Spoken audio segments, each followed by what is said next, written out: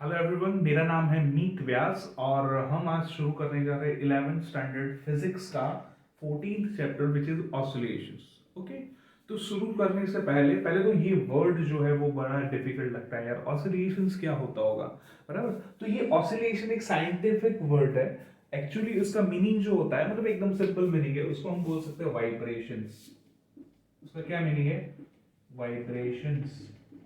अब देखो वाइब्रेशंस क्या होता है वो तो हम सबको मालूम है। जैसे आप, मतलब आप स्कूल में होंगे तो आप बेंचेस के नीचे वो स्केल लगा के फिर उस पर फोर्स लगा के वो वाइब्रेट होती होगी, तो वो भी एक वाइब्रेशन हो गया। ओके, तो वाइब्रेशंस वो होता है। फिर पेंडुलम का एग्जांपल ले लो। पेंडुलम जो होता है वो जो उसका जो मोशन होता है उसको भी हम वाइब्रेशन मोशन, उसके बारे में हम पढ़ेंगे। स्प्रिंग जो होती है, स्प्रिंग को एक बार खींच लो, बराबर, और उसको छोड़ दो, तो वो जो मोशन होगा वो भी क्या होगा? वाइब्रेशनल मोशन होगा, मतलब ऑसिलेटरी मोशन भी उसे बोल सकता है। ओके, तो पहला, चलो पहला क्वेश्चन का आंसर मिल गया कि भाई ऑसिलेशंस क्या होता है, वाइब्रेशंस होता है। ओके, और दूसरा क्वेश्चन है भाई ये हमें पढ़ना क्यों है। ओके, तो आपने लाइट के बारे में तो पढ़ा होगा। तो लाइट, मैक्सवेल एक साइंटिस्ट थे, उन्होंने ये स्टेटमेंट दिया था कि लाइट जो होता है वो इलेक्ट्रोमैग्नेटिक वेव होता है। बराबर, और वो कैसे आगे बढ़ता है, आगे कैसे प्रोपोगेट होता है, वो ऐसे अभी ज्यादा डीप में जाने की जरूरत नहीं। इसके बाद वाला जो चैप्टर है उसमें वेव के बारे में पढ़ेंगे, लॉन्गिट्यूडनल वेव क्या होता है, ट्रांसवर्स वेव क्या होता है, तब हम ये चीजें और पढ़ेंगे और डीप में पढ़ेंगे। अभी तो याद रखो कि ये जो वेव होता है, मतलब इलेक्ट्रोमैग्नेटिक वो वेव, वो ऐसे प्रोपोगेट करता है। अब ये जो जैसे जब जब प्रोपोगेट कर रहा है ये डायरेक्शन में, पर यहाँ पे आप देख सकते हैं ऊपर और नीचे की डायरेक्शन में, मतलब ये जिस डायरेक्शन में प्रोपोगेट कर रहा है उसके परपेंडिकुलर क्या हो रहा है? वाइब्रेशन ही तो हो रहे हैं, ऊपर जा रहा है, नीचे जा रहा है, ऊपर जा रहा है, जैसे वो स्केल में होते थे। ओके, तो हम ये कह सकते हैं कि अगर मुझे वेव को समझना है तो हमें क्या समझना पड़ेगा? ऑसिलेशन समझना पड़ेगा, तभी हम वेव को समझ सकते हैं। अब आप बात करोगे बस खाली ये इसकी लिमिट कहाँ तक है, बस वेव तक ही है? नहीं, हम कुछ मोशन को भी समझ सकते हैं, जैसे सिस्टम्स के मोशन होते हैं। जैसे हम पेंडुलम ले लेते हैं, पेंडुलम भी एक सिस्टम है। ओके, तो पेंडुलम को समझने के लिए, मतलब वो मोशन को समझने के लिए भी हमें ऑसिलेशन समझना जरूरी है।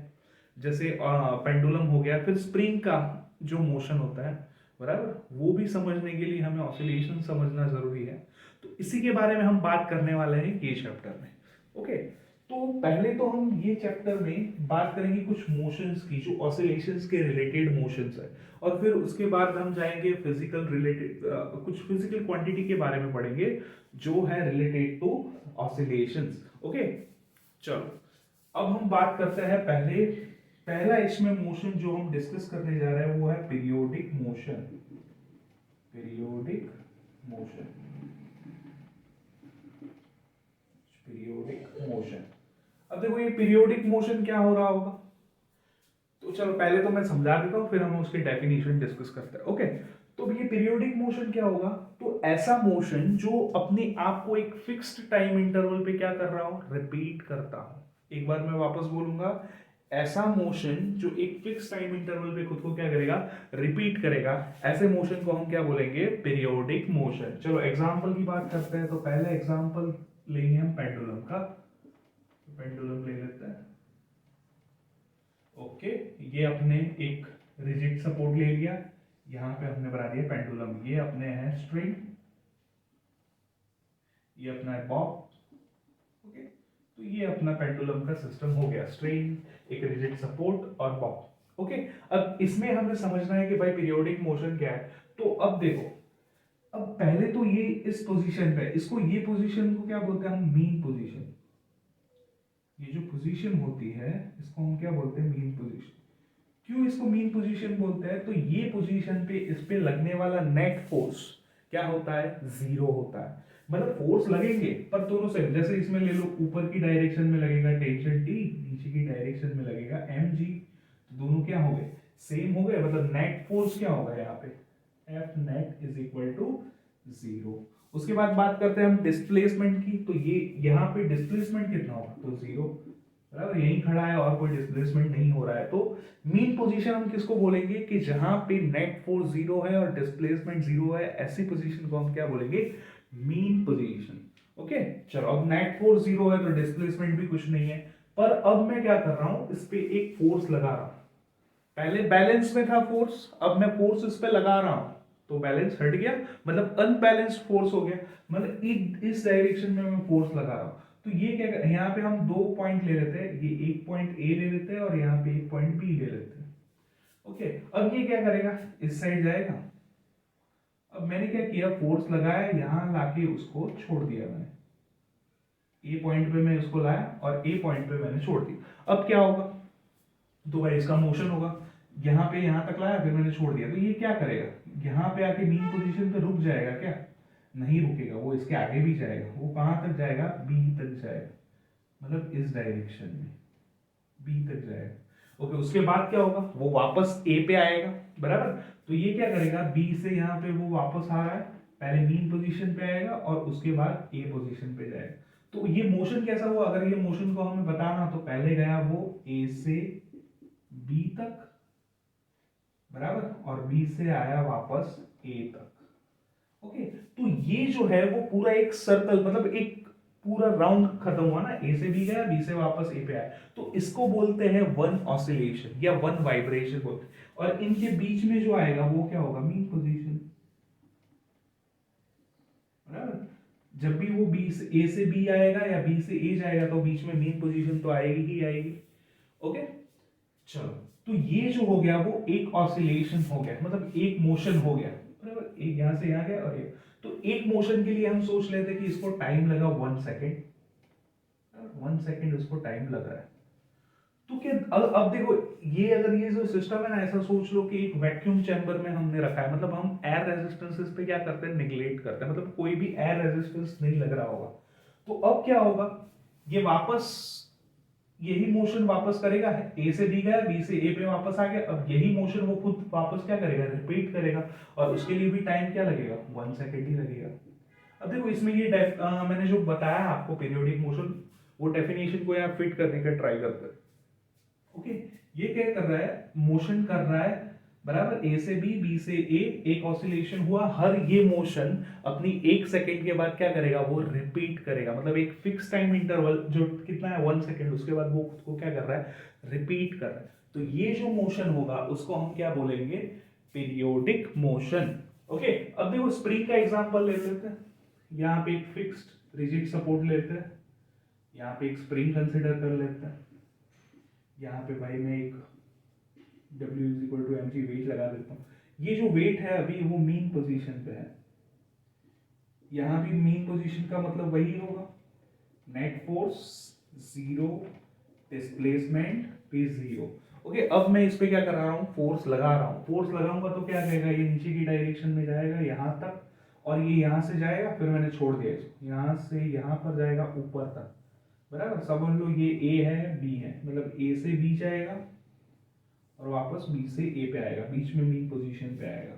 ओके, तो इसके लिए भी हम टाइम ले लेते हैं 1 सेकेंड के, भाई उसको एक ऑसिलेशन, ए से गया बी, बी से वापस आया ए, तो उसको टाइम लगा 1 सेकेंड। अब वापस और भी, और कहीं जो रेजिस्ट, मतलब एयर, जैसे इसमें एयर रेजिस्टेंस हमने निगलेक्ट किया था, वहाँ यहाँ भी बहुत सारे रेजिस्टेंस होंगे जिसको हम क्या करेंगे, निगलेक्ट करेंगे, मतलब ये एक वैक्यूम चैम्बर में हमने रखा है। ओके, तो अब क्या होगा, वो ये जो मोशन है वो हर सेकंड पे क्या करेगा, रिपीट करेगा। ओके, मतलब एक फिक्स टाइम इंटरवल पे वो क्या कर रहा है, रिपीट कर रहा है।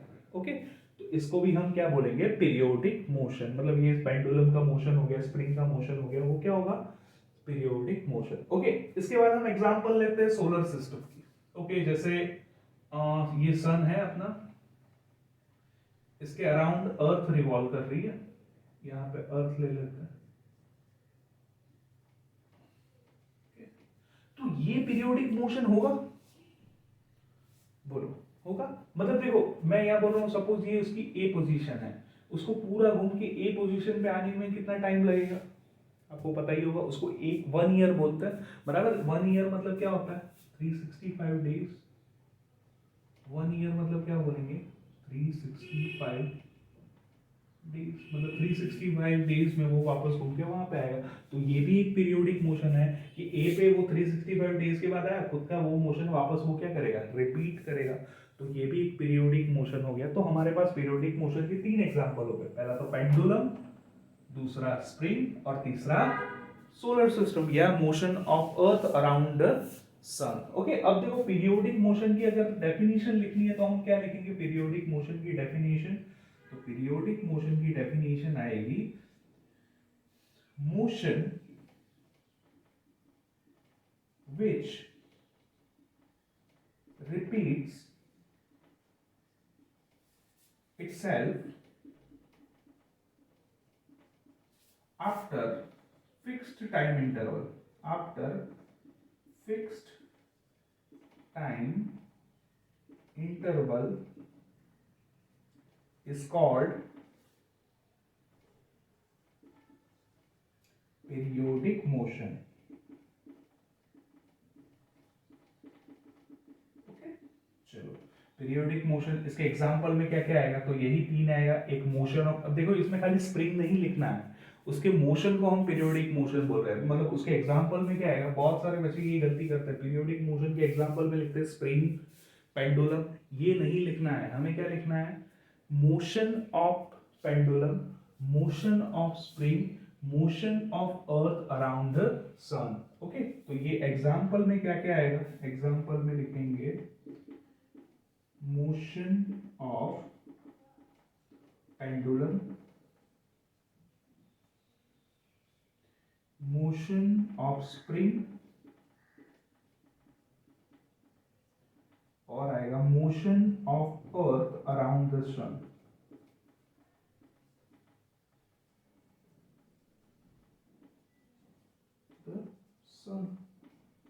ओके, तो ये अपने हो गए periodic motion. Okay, periodic motion सबको समझ में आ गया? ओके, अब पीरियोडिक मोशन के बाद दूसरा एक मोशन आता है ऑसिलेटरी मोशन। अब देखो हम बात करते हैं ऑसिलेटरी मोशन की। ओके, ऑसिलेटरी मोशन,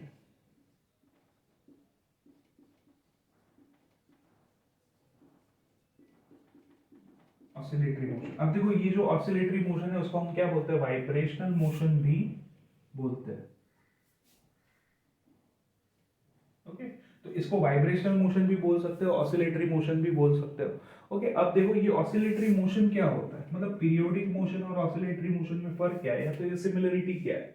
ओके, तो ऑसिलेटरी मोशन क्या होता है कि जो मोशन अपनी मीन पोजीशन ये पेंडुलम में देख सकते हो यहाँ पे, जहाँ पे नेट फोर्स 0 था, x इज इक्वल टू 0 था। स्प्रिंग में नेट मीन पोजीशन कहाँ पे थी? यहाँ पे। ये भी यहाँ पे भी क्या था? नेट फोर्स 0 और x इज इक्वल टू 0। तो कोई भी सिस्टम, ये कोई भी बॉडी जो है वो अपने मीन पोजीशन के about fourth and back motion कर रही है, मतलब आगे जा रही है पीछे जा रही है, आगे जा रही है पीछे जा रही है। तो ऐसा जो मोशन होगा उसको हम क्या बोलेंगे? Oscillatory motion.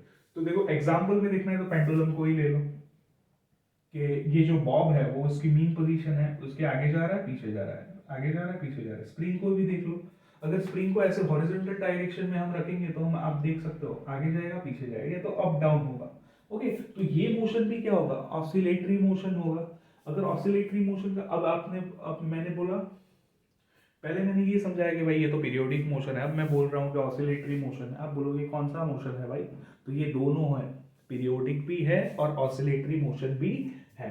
ओके, तो अब देखो इसको ऑसिलेटरी मोशन की अगर हमें डेफिनेशन लिखनी है तो हम क्या लिखेंगे ऑसिलेटरी मोशन की डेफिनेशन में? The motion of a body, the motion of a body about, इसमें आएगा, sorry, back and fourth, back and forth motion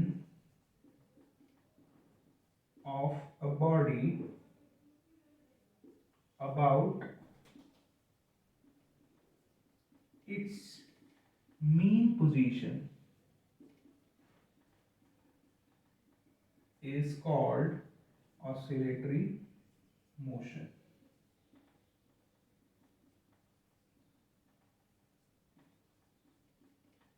तो ये ऑसिलेटरी मोशन हो गया। उसके एग्जांपल में हम क्या लिखेंगे? पेंडुलम को भी ले सकते हैं, स्प्रिंग को भी ले सकते हैं।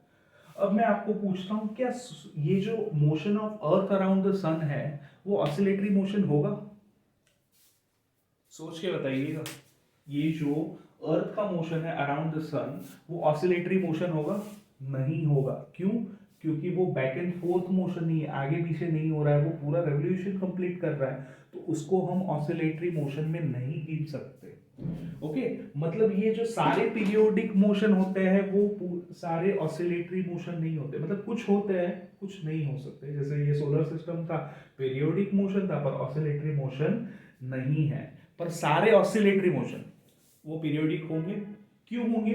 क्योंकि ऑसिलेटरी मोशन एक फिक्स टाइम इंटरवल पे क्या करेंगे, खुद को रिपीट तो करने ही वाला है। ओके, तो वो जो होंगे वो क्या होंगे, पीरियोडिक मोशन होंगे। हर ऑसिलेटरी मोशन पीरियोडिक मोशन होगा, पर पीरियोडिक मोशन ऑसिलेटरी मोशन होना होगा ही वो जरूरी नहीं है। तो हम उस पर एक वेरी इंपॉर्टेंट स्टेटमेंट लिख सकते हैं कि ऑसिलेटरी मोशन, यहाँ ओ एम लिख देता हूं मैं शॉर्ट में, और यहाँ पे लिखता हूं पीरियोडिक मोशन मतलब P M, is always periodic motion, always periodic motion. पर अब हम पीरियोडिक मोशन की बात करें, is not always, is not always oscillatory motion. तो ये दोनों मोशन के बीच में ये रिलेशन है, ये डिफरेंस है, ये सिमिलरिटी है, इतना हमने देख लिया। ओके, हमने दो टाइप के मोशन पढ़े, एक पीरियोडिक मोशन, दूसरा ऑसिलेटरी मोशन।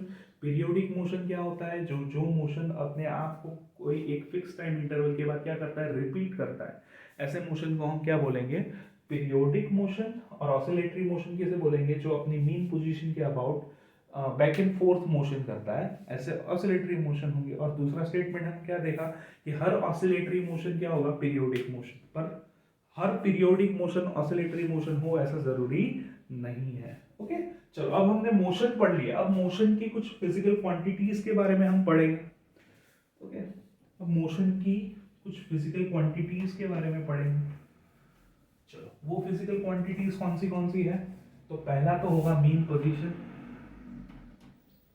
Mean position.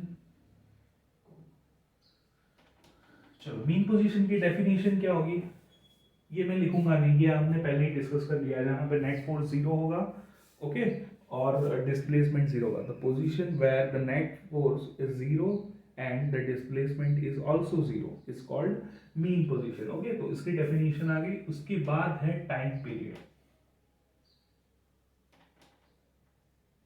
अब भाई टाइम पीरियड क्या होगा, इसको हम कैपिटल टी से डिनोट करते हैं, और कोई नॉर्मल टाइम होगा उसको स्मॉल टी से डिनोट करेंगे, इसको हम कैपिटल टी से। अब ये जो कैपिटल टी है वो क्या है, ओके, तो ये जो कैपिटल टी है वो पीरियोडिक टाइम बोल सकते हैं, या टाइम पीरियड हम उसको बोल सकते हैं। ओके, अब टाइम पीरियड क्या होता है, तो मैंने जब पीरियोडिक मोशन के बारे में समझाया तब मैंने क्या बोला था, कोई एक फिक्स्ड टाइम इंटरवल पे वो खुद को क्या कर रहा है, रिपीट कर रहा है। तो वो जो टाइम इंटरवल था ना, उसको हम क्या बोलेंगे, टाइम पीरियड। मतलब एक ऑसिलेशन के लिए कितना टाइम लग रहा है, ये एक वाइब्रेशन के लिए या एक रेवोल्यूशन के लिए कितना टाइम लग रहा है, उसको हम क्या बोलेंगे, टाइम पीरियड। तो अगर इसकी डेफिनेशन लिखनी है तो क्या लिखेंगे, time taken, time taken for one oscillation और one revolution is called periodic time, और या तो टाइम पीरियड। उसको कैपिटल टी से डिनोट करेंगे, और इसका यूनिट क्या होगा, भाई टाइम ही तो है वो, तो उसका यूनिट भी ऐसा ही यूनिट क्या हो जाएगा, सेकंड। चलो, तो ये हो गया टाइम पीरियड। उसके बाद बात करते हैं हम फ्रीक्वेंसी की। तो भाई फ्रीक्वेंसी क्या होगी, फ्रीक्वेंसी, तो देखो ये जो हमने डेफिनेशन लिखी टाइम पीरियड की, उससे ऑपोजिट होगा। बराबर, हमने क्या बोला कि एक ऑसिलेशन के लिए कितना टाइम लग रहा है, उसको हम क्या बोल रहे हैं, एक ऑसिलेशन के लिए टाइम को हम बोल रहे हैं टाइम पीरियड। ओके, अब देखो, अब हम टाइम को फिक्स कर रहे हैं, मतलब एक सेकेंड है हमारे पास टाइम, बराबर, तो एक सेकेंड में कितने ऑसिलेशंस हो रहे हैं, जैसे हम वो स्केल का एग्जांपल लिया था। ओके, तो स्केल को तुम लोग जब फोर्स लगाते हो और वो वाइब्रेट करती है, अब ऐसा सोचो कि मैं एक सेकंड टाइम नोट कर रहा हूं, तो एक सेकंड में कितने ऑसिलेशंस हुए। ओके, तो वो जो ऑसिलेशन, नंबर ऑफ ऑसिलेशन होंगे per unit time is called frequency. Okay, मतलब इससे उल्टी डेफिनेशन होगी कि यूनिट टाइम में कितने ऑसिलेशंस हो रहे हैं, उसको हम क्या बोलेंगे, फ्रीक्वेंसी। तो इसकी डेफिनेशन क्या आएगी, तो number of oscillations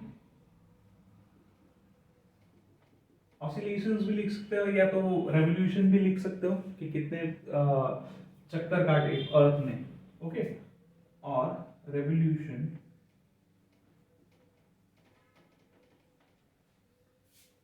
in unit time, in unit time is called frequency. Okay, चलो अब देखो मैं ऐसा बोल रहा हूं कि ये एक सेकंड में चार बार वाइब्रेट कर रहा है या ऑसिलेट कर रहा है, तो इसकी फ्रीक्वेंसी क्या होगी? 4, 4/1 number of oscillation per unit time, मतलब क्या हो जाएगा? 4/1। ओके, तो इसकी फ्रीक्वेंसी होगी 4। ओके, अब ये जो फ्रीक्वेंसी है उसका यूनिट होता है हर्ट्ज, जिसको हम शॉर्ट में सिंबल HZ लिखते हैं। वो हर्ट्ज नाम का साइंटिस्ट था, उसके नाम से यूनिट है। और दूसरा इसका यूनिट होता है, वो जो बेस्ड है वो किस पे है? फ्रीक्वेंसी और टाइम पीरियड के रिलेशन पे। तो ये जो फ्रीक्वेंसी और टाइम पीरियड है वो एक दूसरे के क्या होता है? ऑपोजिट, मतलब इनवर्स होता है। ओके, फ्रीक्वेंसी और टाइम पीरियड एक दूसरे के इनवर्स होते हैं। तो अब देखो टाइम पीरियड का यूनिट क्या था? सेकंड, मतलब मैं यहाँ पे फ्रीक्वेंसी का यूनिट लिख सकता हूँ 1/s, तो सेकंड इनवर्स हुआ। ओके, तो इसका दो यूनिट होंगे फ्रीक्वेंसी के, एक सेकंड इनवर्स हर्ट्ज। ये सेकंड इनवर्स क्यों लिखा मैंने? ये डायमेंशनल फार्मूला डिराइव करने में बहुत काम लगेगा। कोई पूछे कि डायमेंशनल फार्मूला क्या होगा फ्रीक्वेंसी का, तो आप लिख सकते हो n0 L0 t-1, ये फ्रीक्वेंसी का डायमेंशनल फार्मूला होगा।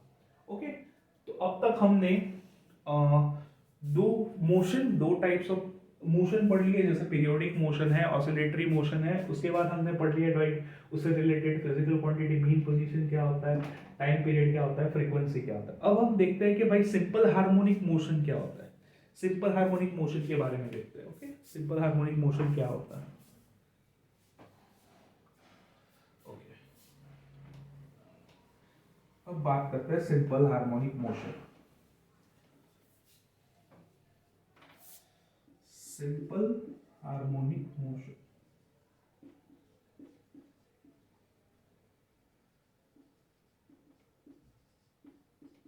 इसको भाई हम बोलते हैं SHM,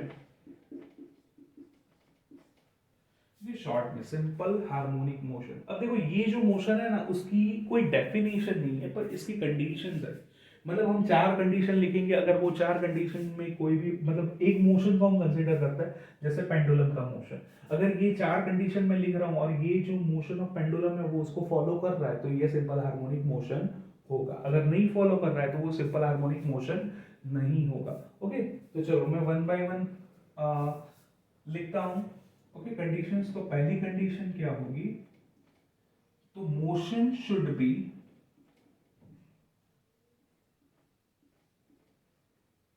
oscillatory motion, should be oscillatory motion, मतलब जो भी मोशन है वो कैसा होना चाहिए? Oscillatory motion. चलो अब हम बात करते हैं पेंडुलम और स्प्रिंग की। भाई पेंडुलम ऑसिलेटरी मोशन है, तो हाँ है। फिर स्प्रिंग जो है वो ऑसिलेटरी मोशन है, तो ऑसिलेटरी मोशन है। तो ये दोनों सिंपल हार्मोनिक, मतलब पहली कंडीशन के हिसाब से ये दोनों क्या है? Simple harmonic motion. और भी कंडीशन है जो हम चेक करने वाले हैं, पर पहली कंडीशन के हिसाब से ये सिंपल हार्मोनिक मोशन है। ओके, चलो अब दूसरी कंडीशन लिखते हैं। restoring force on body, restoring force on body is proportional to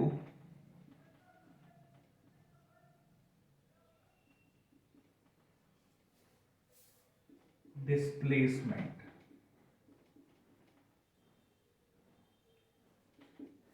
okay, मतलब ये जो रिस्टोरिंग फोर्स होता है, बराबर, ये जो बॉडी है हमारे पास, सपोज यहाँ पे ले लो पेंडुलम, बराबर, उस पे जो लग रहा है रिस्टोरिंग फोर्स, मतलब रिस्टोरिंग फोर्स मतलब क्या होता है?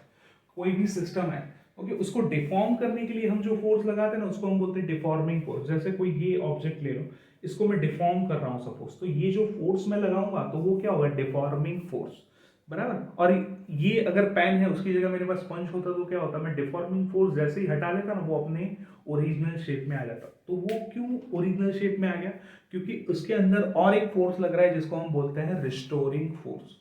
ओके, तो यहाँ पे भी देखो जैसे ही मैंने पेंडुलम को यहाँ पे लाया, यहाँ तक लाया, ओके, मैंने डिफॉर्मिंग फोर्स लगाया ये सिस्टम पे, तो इसके ऑपोजिट डायरेक्शन में लगेगा रिस्टोरिंग फोर्स, ये लगा रिस्टोरिंग फोर्स। ओके, चलो, तो ये रिस्टोरिंग फोर्स जो है ना वो डिस्प्लेसमेंट के प्रोपोर्शनल होना चाहिए। अब देखो ये रिस्टोरिंग मतलब मैंने इसको यहां तक ले जाया, तब इसको रिस्टोरिंग फोर्स क्या लगेगा, मतलब सपोज लग रहा है 2 न्यूटन लग रहा है, मैं जब यहां तक ले गया तब रिस्टोरिंग फोर्स इस पे लग रहा है 2 न्यूटन। ओके, अब सपोज मैं उसको यहां ले जा रहा हूं बी पे ले जा, तो ये 2 से अब जो रिस्टोरिंग फोर्स लगेगा वो ज्यादा लगेगा या कम लगेगा, ज्यादा लगेगा, ज्यादा डिस्प्लेसमेंट है तो वहां उसको मीन पोजीशन पे लाने के लिए उसको ज्यादा फोर्स लगाना पड़ेगा। ओके, तो ये फोर्स जो है मतलब यहाँ पे सपोज लग रहा है 4 न्यूटन, मतलब ये जो रिस्टोरिंग फोर्स है वो किस पे डिपेंड कर रहा है, तो भाई डिस्प्लेसमेंट पे डिपेंड कर रहा है कि जितना डिस्प्लेसमेंट ज्यादा उतना रिस्टोरिंग फोर्स ज्यादा। ओके, तो चलो स्प्रिंग में भी यही होगा, जितना मैं ज्यादा खींचूंगा ज्यादा एक्सटेंशन होगा, ज्यादा डिस्प्लेसमेंट होगा, उतना ही ज्यादा रिस्टोरिंग फोर्स होगा। स्प्रिंग में रिस्टोरिंग फोर्स क्या होता है, हम डिफॉर्मिंग फोर्स उसको खींच रहा हूं, जैसे ही छोड़ दिया रिस्टोरिंग फोर्स वो वापस अपनी जगह पे मीन पोजीशन पे चला जाएगा। ओके, तो ये जो मैंने डिफॉर्मिंग फोर्स लगाया उसके ऑपोजिट रिस्टोरिंग फोर्स, जितना ज्यादा खींचूंगा ज्यादा डिस्प्लेसमेंट होगा उतना ही ज्यादा रिस्टोरिंग फोर्स होगा। ओके, तो ये चीज है बराबर, तो ये दोनों ये कंडीशन को फॉलो कर रहे हैं। ओके, तो ये दोनों सिंपल हार्मोनिक मोशन है according to first and second condition. Okay, चलो बात करते हैं थर्ड कंडीशन की। चलो यहां पे मैं थर्ड कंडीशन लिख देता हूं।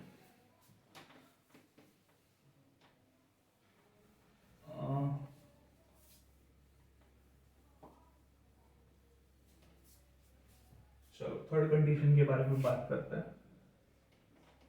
चलो थर्ड कंडीशन क्या होनी चाहिए, the direction of restoring force, the direction of restoring force should be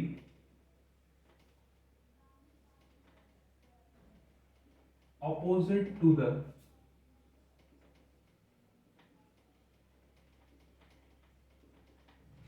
direction of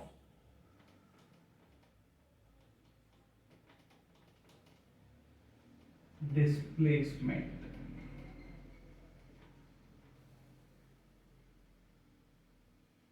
okay, मतलब ये जो रिस्टोरिंग फोर्स है वो डिस्प्लेसमेंट के ऑपोजिट डायरेक्शन में होना चाहिए। ओके, चलो यहाँ पे मैं लगा रहा हूँ फोर्स। ओके, यहाँ पे मैं अगर फोर्स लगा रहा हूँ ये डिफॉर्मिंग फोर्स है। ओके, फिर यहाँ से मैंने छोड़ दिया तो रिस्टोरिंग फोर्स लग रहा है। अब देखो ये जो डिस्प्लेसमेंट हुआ उसकी डायरेक्शन और रिस्टोरिंग फोर्स की डायरेक्शन यहाँ पे क्या है, ऑपोजिट है, तो ये हो गया simple harmonic motion. Okay, spring की बात करते हैं, तो मैं उसको नीचे की तरफ खींच रहा हूँ तो डिस्प्लेसमेंट कहाँ हो रहा है, नीचे की तरफ हो रहा है, रिस्टोरिंग फोर्स कहाँ लगेगा, ऊपर की तरफ, तो इसमें भी दोनों ऑपोजिट डायरेक्शन में, मतलब ये भी क्या होगा, सिंपल हार्मोनिक मोशन गिना जाएगा। ओके, तो इसको भी हम सिंपल हार्मोनिक मोशन बोलते। तो ये दोनों सिस्टम है वो 3 कंडीशन फॉलो करते हैं। अब लास्ट कंडीशन की बात करते हैं, तो लास्ट कंडीशन है it should be represented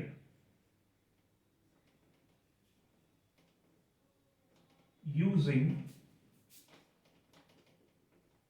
periodic function, only one periodic function,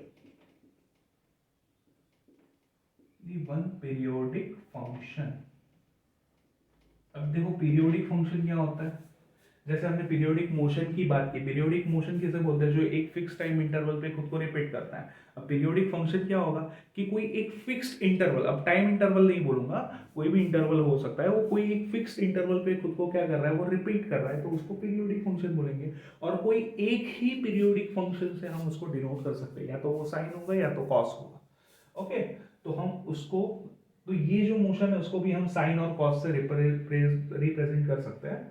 okay, तो इस लेक्चर में यहां तक हम रखते हैं और नेक्स्ट लेक्चर में हम डिस्कस करेंगे कि ये पीरियोडिक फंक्शन क्या होता है ओके, और वो कैसे अपने कोई एक फिक्स्ड इंटरवल पे खुद को रिपीट करता है, और उसको हम कैसे यूज कर सकते हैं सिंपल हार्मोनिक मोशन को रिप्रेजेंट करने के लिए। ओके, तो आज के लिए इतना ही, मिलते हैं नेक्स्ट लेक्चर में।